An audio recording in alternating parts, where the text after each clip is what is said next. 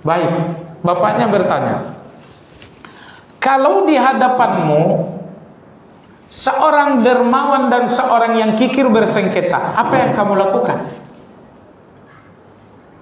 Beliau mengatakan, saya akan minta seorang yang dermawan mengalah, untuk si kikir kasus selesai. Karena orang yang dermawan mudah mengalah atau susah mengalah? Mudah mengalah. Yang nggak mau ngalah itu kan orang kikir saja. Makanya Imam Ibnu Hajar mengatakan, induknya akhlak itu 3. Salah satunya adalah kedermawanan. Yang dimaksud dermawan dalam agama kita, lapang dada melepaskan hak untuk orang lain. Jadi dermawan itu bukan berarti uang ya. Dermawan itu Anda lapang dada melepaskan apapun yang menjadi hak. Oh, ini tanah ini hak saya, tapi kalau kamu butuh ambil saja. Ini pekerjaan ini, peluang ini sebenarnya hak saya, tapi kalau kamu butuh ambil saja. Inilah dermawan. Lapang dada melepaskan apa yang menjadi hak. Apakah hak itu uang atau bukan uang? Assalamualaikum warahmatullahi wabarakatuh.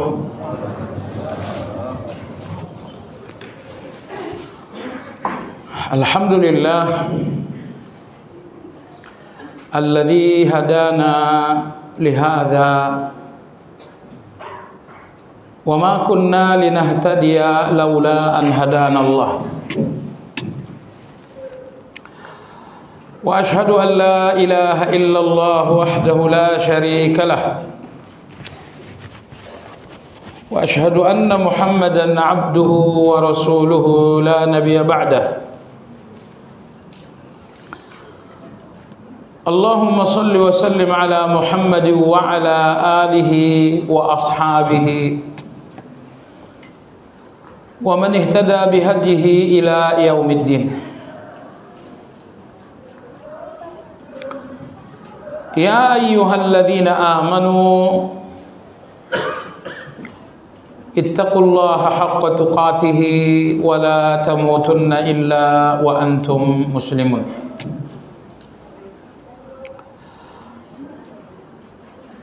Kaum muslimin wal muslimat rahimakumullah. Ini pertemuan yang ketiga dalam pembahasan nama Allah yang ke-71, yaitu Al-Ghani, yang berarti Allah subhanahu wa ta'ala maha kaya. Maha kaya dalam arti Allah memiliki segalanya untuk segalanya. Di hadapan kita ada orang-orang kaya, tetapi yang dimiliki orang kaya untuk Anda cuma satu, dia hanya punya uang untuk Anda. Orang kaya ini tidak punya sehat untuk Anda, dia tidak punya selamat untuk Anda, dia tidak punya rasa aman untuk Anda. Walau dia dinamakan kaya, tapi yang dia miliki untuk Anda hanya satu saja, yaitu harta. Sudah itu dia pun memberinya hanya dalam jumlah yang sedikit. Baik.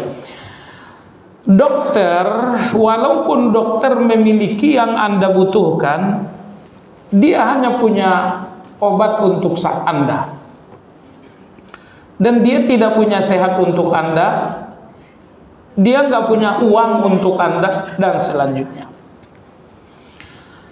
Maka Allah dinamakan kaya karena Allah memiliki segala-galanya untuk segala-galanya, sehingga tidak ada keinginan Anda yang tidak ada pada Allah.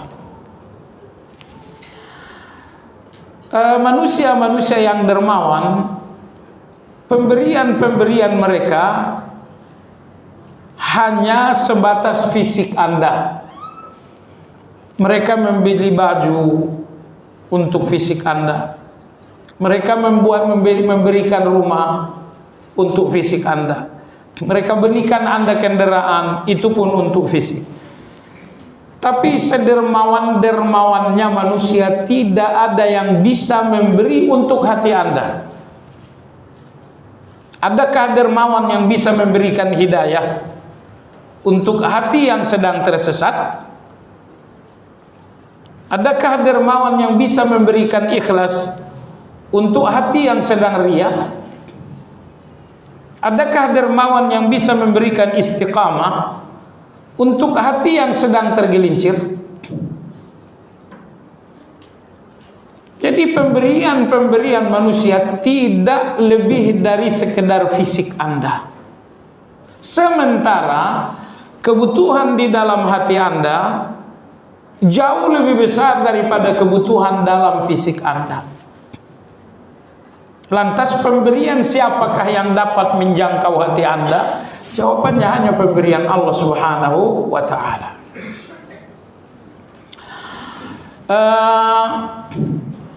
Pembicaraan terakhir tentang nama Allah Al-Ghina, kita mulai berbicara tentang hakikat kaya manusia. Jadi kita berbicara tentang kayanya Allah, lalu kita ingin berbicara tentang kayanya manusia. Hakikat kaya, kata Nabi SAW, adalah iman. Kekayaan yang sesungguhnya bahwa Anda memiliki kekayaan iman. Kekayaan iman dalam arti sabar Anda cukup, syukur Anda cukup, ikhlas Anda cukup. Jadi cabang-cabang iman ini Anda miliki dalam batas yang cukup. Itu namanya kaya iman. Kalau misalnya Anda punya cabang-cabang keimanan, tapi semuanya serba kurang. Anda punya sabar tapi kurang. Anda punya ikhlas tapi kurang. Anda punya istiqomah tapi kurang. Ini namanya miskin iman. Nah, pertemuan lalu kita katakan bahwa manusia paling kaya raya dalam keimanan adalah Abu Bakar radhiyallahu anhu. Cuman pertemuan lalu kita keliru menyampaikan hadis tentang kekayaan Abu Bakar dalam keimanan. Waktu itu kita sampaikan, seandainya iman manusia ditimbang dalam iman Abu Bakar, niscaya iman manusia hanya setengah mudnya iman Abu Bakar. Nah, ini kekeliruan. Kita ralat malam ini yang betul. Umar radhiyallahu anhu berkata, "Law wuzina imanu ahlil ardi bi imani Abi Bakar, la rajaha bihi imanu Abi Bakar." Seandainya iman semua penghuni dunia ditimbang dengan imannya Abu Bakar, niscaya imannya Abu Bakar masih lebih berat. Ini hadis sahih secara mauquf, merupakan ucapan dari Umar radhiyallahu anhu. Jadi Anda bayangkan betapa Abu Bakar itu telah sampai pada titik kekayaan iman yang luar biasa. Jadi tidak ada orang yang bisa menyaingi imannya Abu Bakar. Baiklah jemaah sekalian, Imam Ibnu Qayyim rahimahullah mengatakan kekayaan manusia ada dua macam. Ada ghaniyun safil, ada ghaniyun ali. Ada kekayaan yang rendah dan ada kekayaan yang tinggi. Apa yang dimaksud dengan kekayaan yang rendah? Kata Imam Ibnu Qayyim, kekayaan yang rendah adalah kekayaan dengan al-awaril mustaraddah. Kekayaan dengan pinjaman-pinjaman yang akan dikembalikan. Kalau kekayaan Anda hanya pinjaman-pinjaman yang akan dikembalikan, ini kekayaan yang rendah. Uang Anda itu pinjaman. Rumah mewah Anda itu pinjaman juga. Kendaraan Anda itu pinjaman juga. Aset Anda itu pun pinjaman. Allah pinjamkan untuk Anda. Jadi sepanjang kekayaan Anda hanya hal-hal yang sifatnya pinjaman-pinjaman yang notabene akan dikembalikan, ini kekayaan yang rendah. Lalu kekayaan yang kedua adalah ghaniyun ali. Kekayaan yang tinggi. Kekayaan yang menyertai Anda hingga Anda sampai di depan Allah.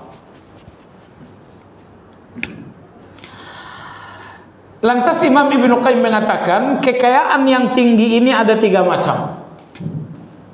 Yang pertama, ghinal qalbi. Yang kedua, ghinan nafsi. Dan yang ketiga, ghina billah atau ghina bil haq. Kaya yang pertama adalah kaya hati. Kaya yang kedua adalah kaya keinginan, ghinan nafsi.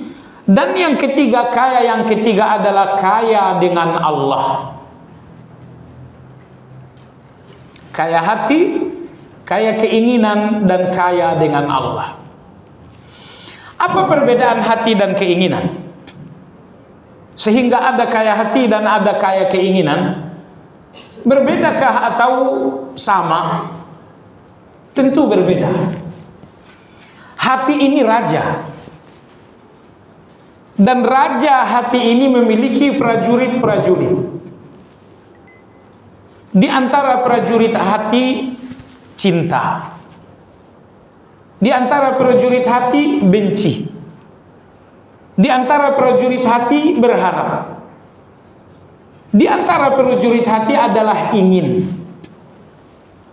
Ini semua prajurit hati. Nah, dari semua prajurit hati, prajurit yang paling besar pembangkangannya adalah keinginan. Karena kalau keinginan ini menginginkan yang haram, hancurlah hati. Dan jarang-jarang keinginan ini menginginkan yang baik untuk sehatnya hati. Makanya kita terus belajar keimanan agar keinginan ini semakin tunduk pada keinginan.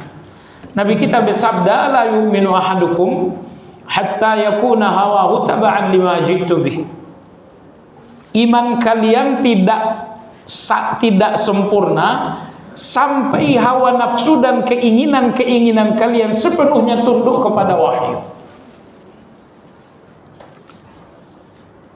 Jadi kalau keinginan ini belum beriman kepada wahyu, ini iman yang lemah. Karena iman yang sempurna itu saat keinginan kita konsisten menjadi makmum bagi wahyu. Wahyu ini imam dan keinginan ini konsisten menjadi makmum. Jadi tidak melawan wahyu.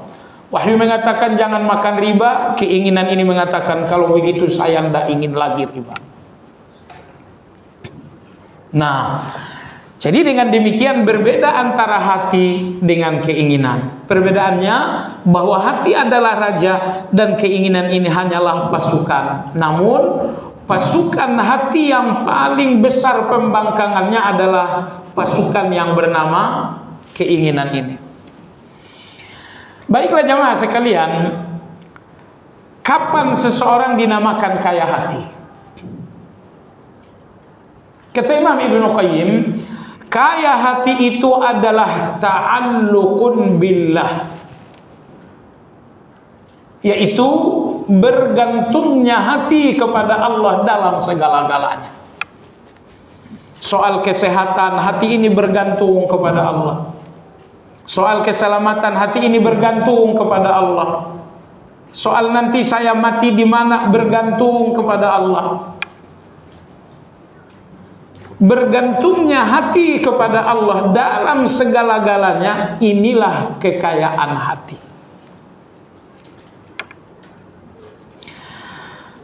Karena ada orang yang bergantung kepada usaha untuk uang, bergantung kepada obat untuk sehat, bergantung kepada polisi untuk keamanan, bergantung kepada rencana-rencana untuk cita-cita. Ketergantungan hati kepada selain Allah cermin miskinnya hati. Karena hati yang kaya itu tidak akan bergantung kecuali kepada Allah Azza wa Jalla. Baik. Apa yang dimaksud dengan bergantung? Bergantung kepada Allah maksudnya apa?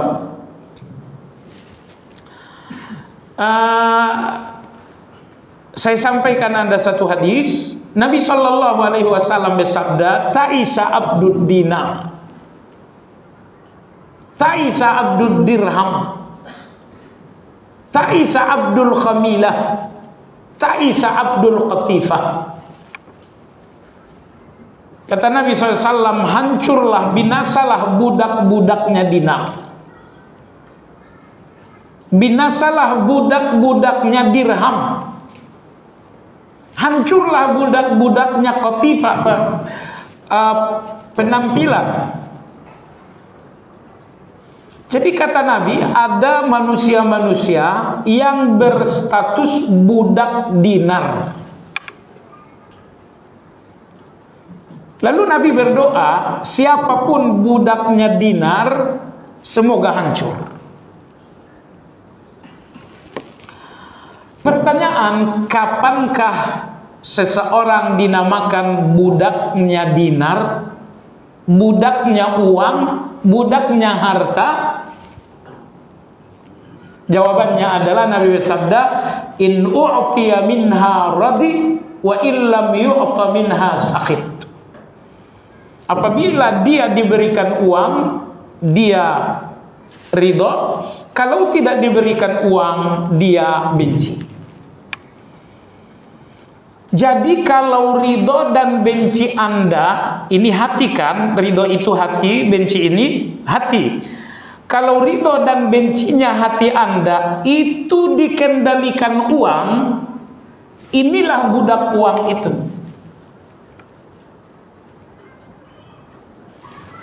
Jadi jangan sampai uang ini mengintervensi hati, sehingga hati ketika bahagia, bahagianya dengan uang, saatnya gelisah, gelisahnya dengan uang, saatnya kawan karena uang, saatnya lawan karena uang. Jadi hati yang telah dikendalikan oleh uang, inilah budaknya uang. Tidak berarti berdosa bahagia punya uang, berdosa sedih karena nggak ada uang, itu nggak dosa. Tapi jangan sampai berlebihan. Bahagia Anda dengan uang sampai berlebihan, gelisah Anda tanpa uang sampai berlebihan. Karena jemaah sekalian, bahwa kita senang ada uang itu manusiawi saja, asal tidak berlebihan. Maka kalau ada orang yang senang dengan uang sampai ke tingkat melampaui batas, sampai ke tingkat lupa diri, oh ini senang yang berlebihan. Gelisah Anda ada uang, itu manusiawi saja. Tapi kalau berlebihan sampai kemudian stres, sampai kemudian terjadi gangguan mental, ini sudah berlebihan dan itu penyakit. Nah, gelisah tanpa uang, bahagia dengan adanya uang, kalau sampai berlebihan, itu namanya ketergantungan. Nah, kalau sudah ada ketergantungan ini, berarti kita telah menjadi budaknya uang. Nah, jemaah sekalian, di kitab Tauhid, Syekh Muhammad bin Abdul Wahab rahimahullah, beliau menuliskan bab khusus tentang hal ini, tentang ta'isa abdud dinar tadi, bahwa tidak mungkin seseorang telah memurnikan tauhidnya kepada Allah sementara hatinya bergantung kepada selain Allah. Saya ulangi, tidak dinamakan tauhid telah murni kalau hati ini masih bergantung kepada selain Allah, bergantung kepada uang dalam hal bahagia dan dalam hal sedih, bergantung kepada uang dalam hal optimis atau putus asa, bergantung kepada uang soal kawan dan soal lawan. Jadi hati yang bergantung kepada selain Allah dalam hal ini adalah uang. Hal ini menunjukkan bahwa hati ini belum sampai ke tingkat tauhid yang murni. Karena kalau tauhid telah murni dalam hati ini akan lepas dari ketergantungan terhadap dinar dan dirham itu. Baik. Jadi kaya hati dinamakan kaya hati ketika hati ini hanya bergantung kepada Allah. Jadi tidak lagi ada dunia yang mengendalikan hati ini. Karena bergantungnya adalah kepada Allah. Jamaah sekalian, kalau Anda hidup di tengah-tengah para sahabat, 2.000 triliun Anda berikan kepada Abu Bakar, Anda akan membuat beliau tersenyum. Tapi 100% kekayaan Abu Bakar Anda minta, itu pun tidak akan membuat beliau gelisah.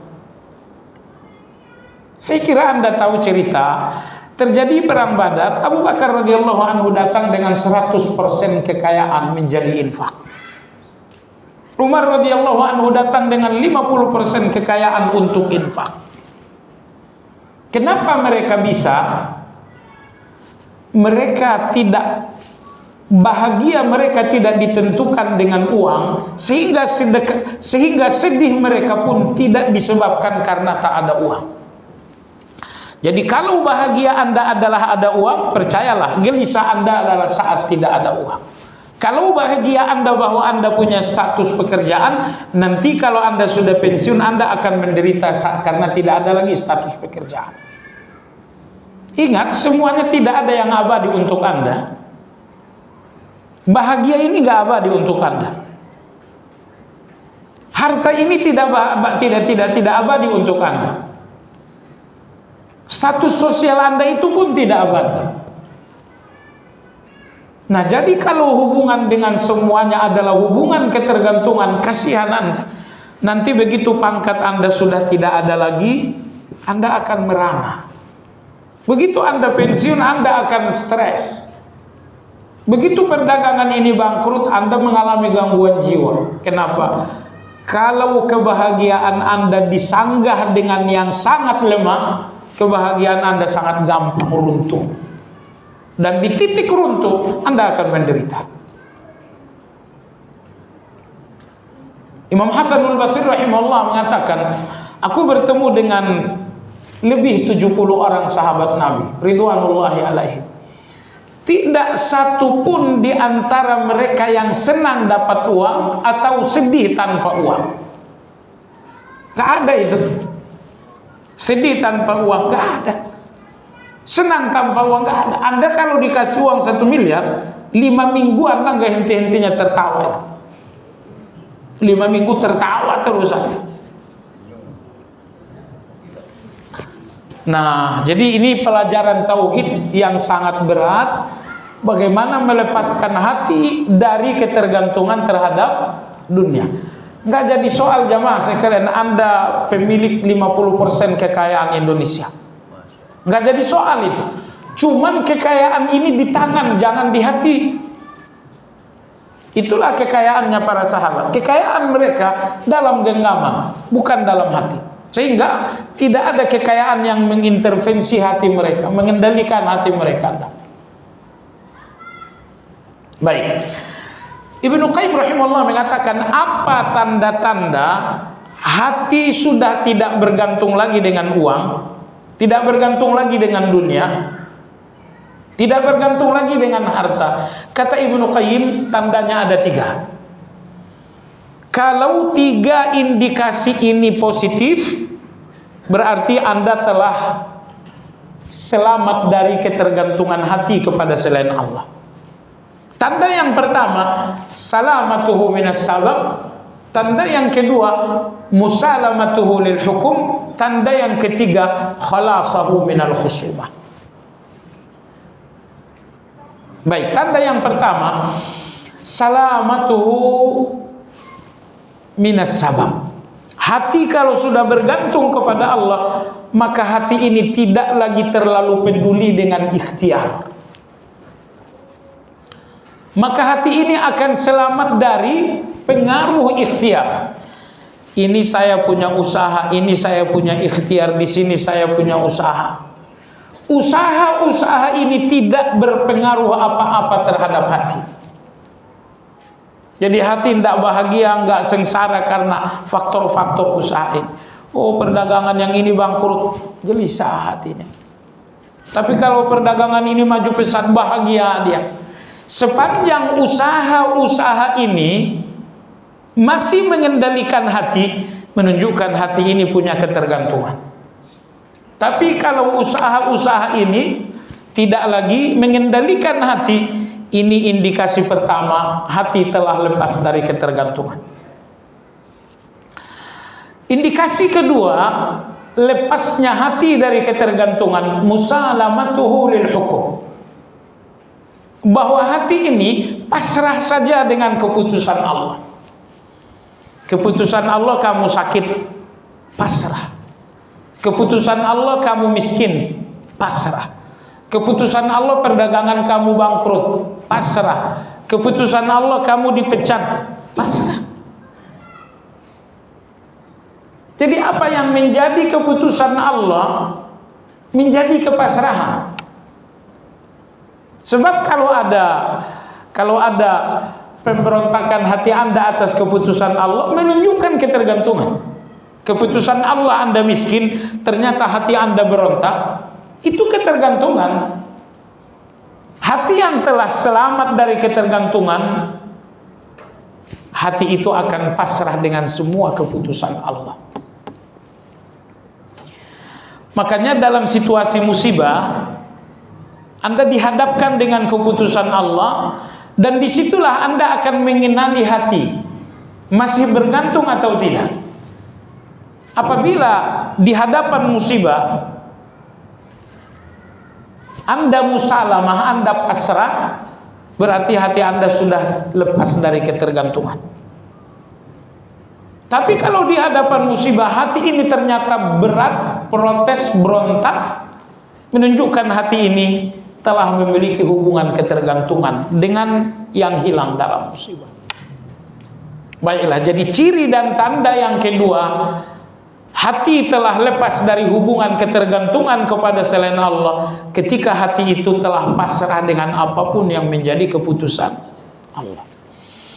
Nomor 3, hati dinamakan lepas, bebas, merdeka dari ketergantungan kepada selain Allah, khalasahu anil khusumah. Ketika hati ini tidak bermusuhan karena faktor-faktor tersebut. Kalau uang ini masih jadi sebab permusuhan Anda dengan orang lain, kalau posisi jabatan itu permusuhan Anda dengan orang lain, apapun yang menjadi sebab permusuhan menunjukkan Anda tergantung, Anda bergantung kepadanya. Uang yang menjadi sebab permusuhan menunjukkan Anda punya ketergantungan dengan uang.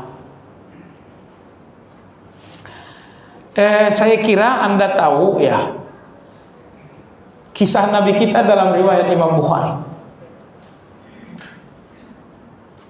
Ada 2 orang yang sedang jual beli tanah. Setelah transaksi jual beli tanah selesai, si pembeli mulai menggarap. Ketika sedang menggarap, ditemukanlah satu pundi berisi emas yang sangat banyak. Akhirnya sang pembeli mengembalikan emas ini kepada si penjual. Beliau mengatakan, dalam transaksi saya membeli tanah dan tidak ada klausul menyebutkan emas, maka ini emas saya kembalikan. Lalu si penjual tanah mengatakan, dalam transaksi saya menjual tanah tanpa pengecualian. Berarti yang ada di dalam itu mulai buat kamu. Paham maksudnya? Akhirnya mereka bersengketa. Yang satu mati-matian mengembalikan, yang satu mengembalikan mati-matian tidak mau terima. Yang membeli mengatakan transaksinya tanah, emas tidak masuk. Si penjual mengatakan transaksinya jual tanah dan tidak ada yang dikecualikan. Berarti emas masuk. Akhirnya mereka berdamai pada pihak ketiga yang sangat bijaksana. Pihak ketiga mengatakan, wahai fulan, kalian punya putra-putri yang sudah dewasa tidak? Yang satu mengatakan, iya saya punya putri sudah layak menikah. Yang satu mengatakan, saya juga punya putra yang sudah layak menikah. Akhirnya oleh sang hakim, nikahkan putri kalian dan berikan emas kepada mereka berdua. Pelajaran dalam cerita ini apa? Orang dahulu bersengketa melepaskan hak. Si pembeli ingin melepaskan haknya untuk penjual, penjual ingin melepaskan hak emas kepada mereka. Bersengketa melepaskan hak. Kalau sekarang orang bersengketa merebut hak, beda banget. Sama-sama sengketa jemaah sekalian. Kalau dulu sengketanya orang, ini punya kamu bukan saya. Kalau sekarang orang sengketa, ini milik saya bukan kamu. Beda banget. Di cerita Arab kuno itu ada seorang bijaksana yang selalu menyelesaikan kasus sengketa. Jadi di kabilah ini kalau ada sengketa, biasanya solusinya kepada sesepuh yang sangat bijaksana ini. Dan itu selalu selesai. Karena beliau sangat bijaksana dalam memberikan solusi pada pihak-pihak yang bersengketa. Akhirnya si sepuh ini sudah tua, dia mulai gelisah. Siapa yang akan menyelesaikan sengketa kalau saya meninggal? Lalu dia punya seorang anak, satu-satunya. Maka dia panggil.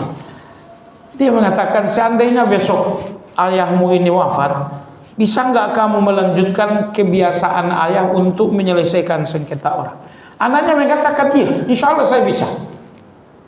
Baik, bapaknya bertanya, kalau di hadapanmu seorang dermawan dan seorang yang kikir bersengketa, apa yang kamu lakukan? Beliau mengatakan, saya akan minta seorang yang dermawan mengalah untuk si kikir, kasus selesai. Karena orang yang dermawan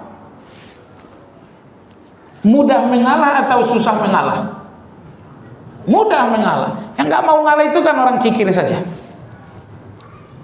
Makanya Imam Ibnu Hajar mengatakan, induknya akhlak itu 3. Salah satunya adalah kedermawanan.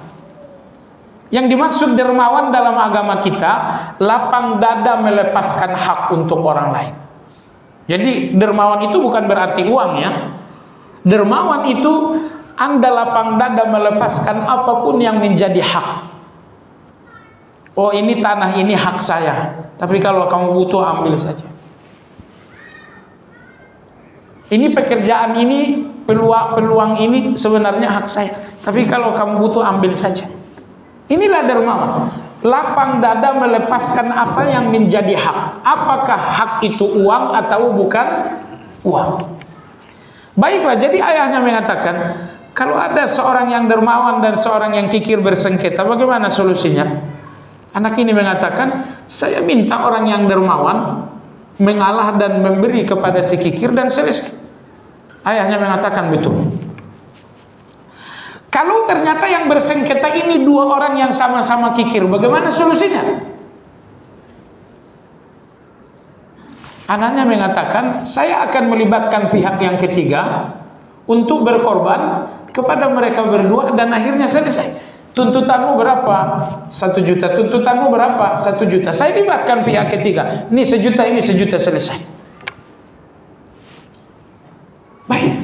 Sekarang kalau yang bersengketa adalah 2 orang yang dermawan. Lalu anak ini mengatakan, kalau yang sengketa 2 orang yang dermawan, orang yang dermawan itu tidak pernah bersengketa. Mereka nggak butuh juru damai. Jadi kalau Anda udah sengketa dengan seorang, itu ciri-ciri tidak damai, tidak dermawan itu.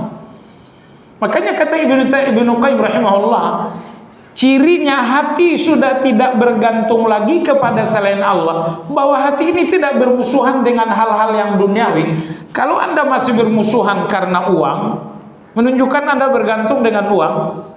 Kalau Anda masih memusuhi orang soal jabatan, berarti Anda masih bergantung kepada jabatan. Hati yang sudah tak punya ketergantungan kepada selain Allah tidak memusuhi manusia dengan hal-hal selain Allah. Sekali-kalinya memusuhi karena Allah. Kamu nggak datang salat, oh kamu jangan-jangan musuh saya.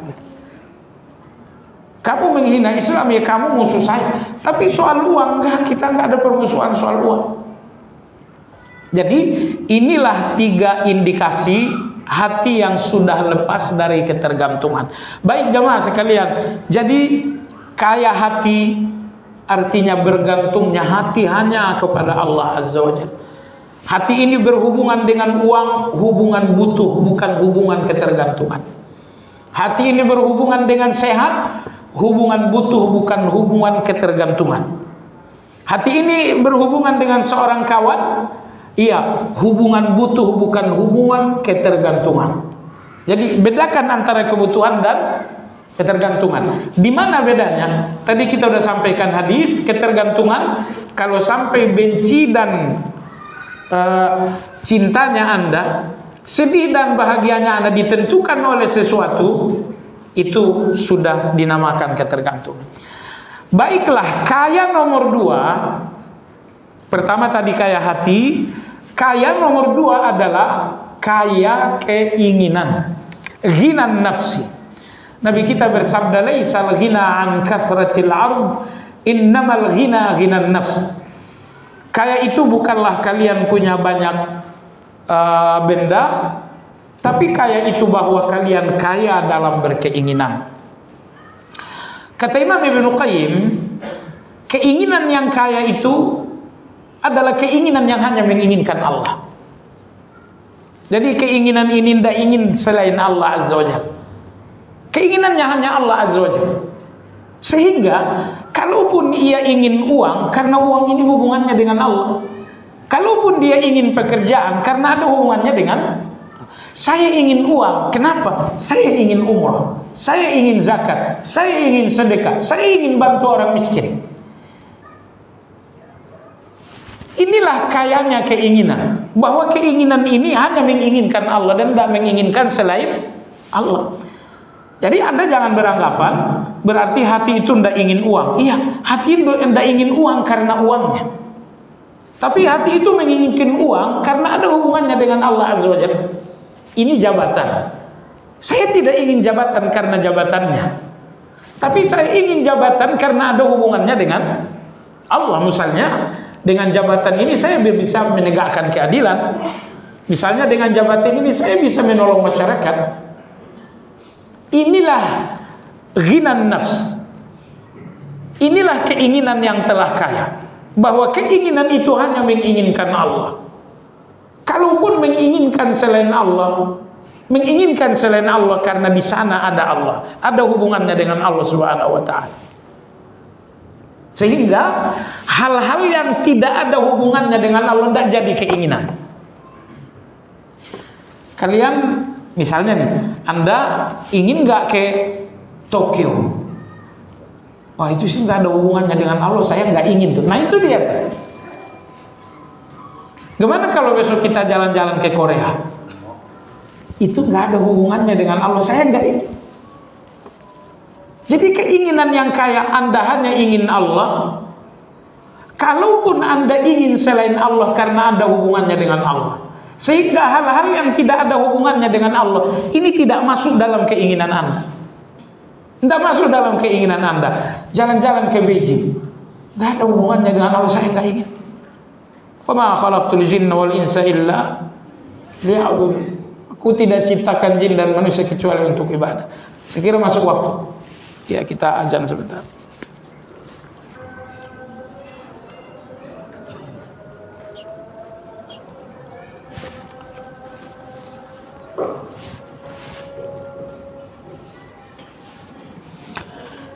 Baik, lalu kaya yang ketiga adalah al-ghina bil haqq. Kaya dengan Allah. Dalam arti Anda tidak kaya dengan kekayaan, dengan harta, Anda tidak kaya dengan uang, Anda tidak kaya dengan aset, tapi kekayaan Anda dengan Allah. Anda memiliki yang maha kaya. Kalau yang Anda miliki adalah yang maha kaya, inilah puncak dari kekayaan. Bahwa Anda memiliki yang maha kaya. Anda memiliki yang maha memberi kekayaan. Nah, jemaah sekalian, selanjutnya Imam Ibnu Qayyim rahimahullah mengatakan, kapan seseorang dinamakan kaya dengan Allah?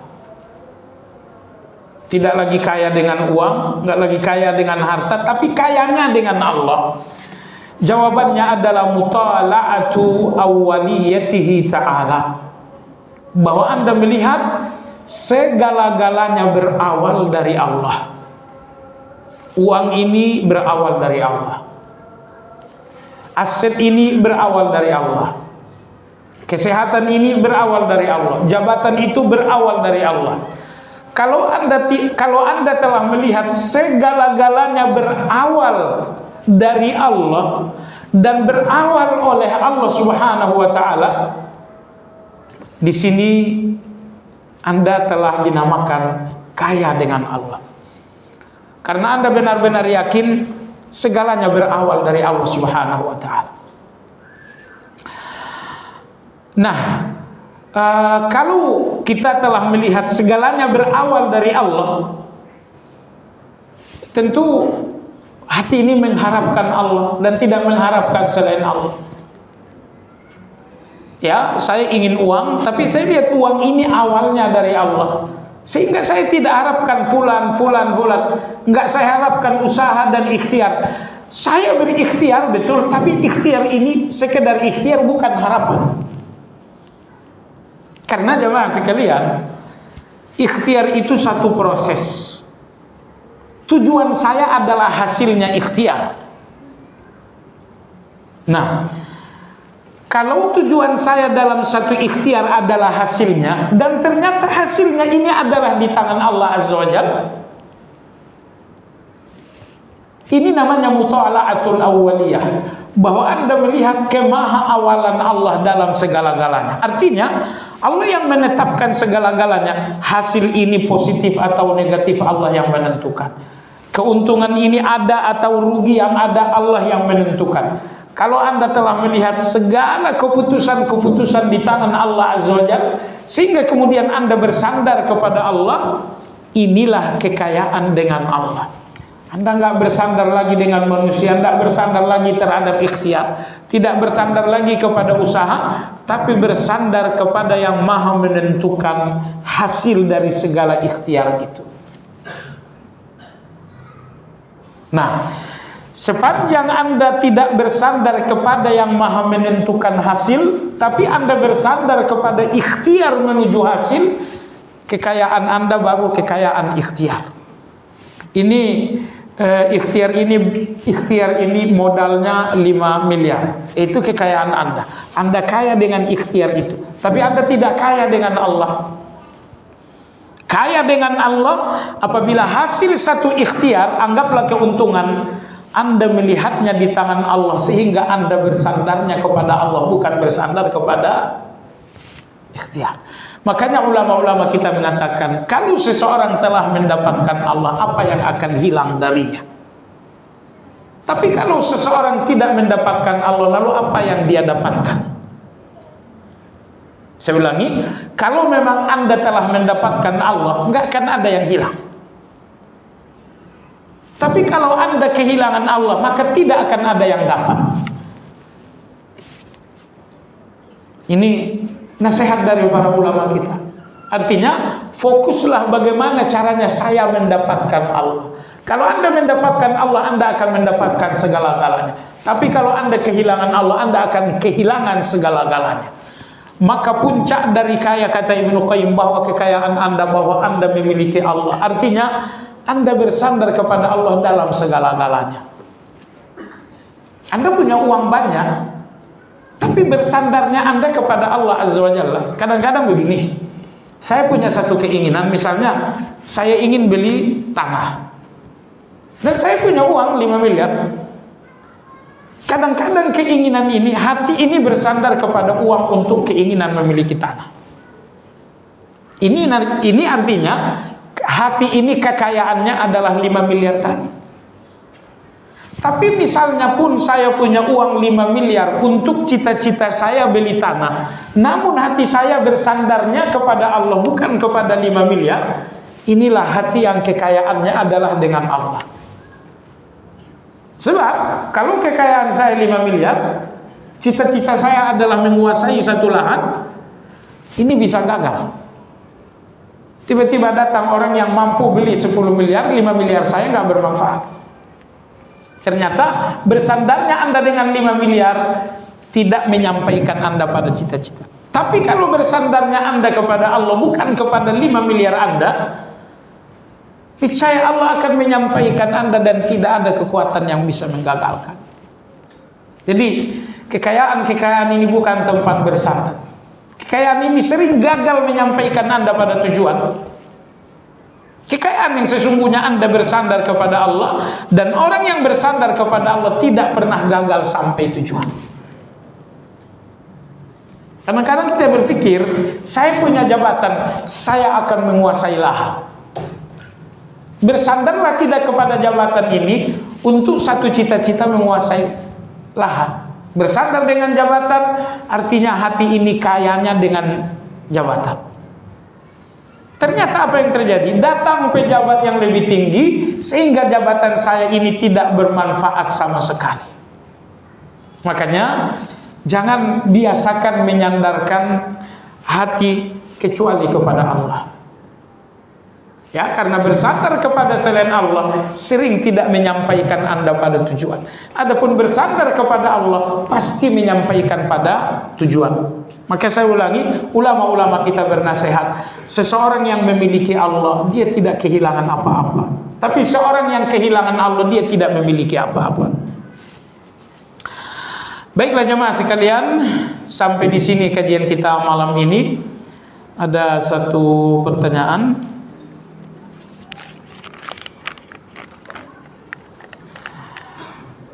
Anak saya bertanya perihal Palestina, kapan Palestina merdeka dari jajahan Israel? Ada tidak di Al-Quran menyebutkan perihal kemerdekaan Palestina? Di dalam Al-Quran saya kira secara eksplisitnya nggak ada. Tapi di dalam hadis Nabi kita SAW memang menegaskan hal itu, bahwa Palestina ini akan kembali menjadi pusat kekuasaan Islam.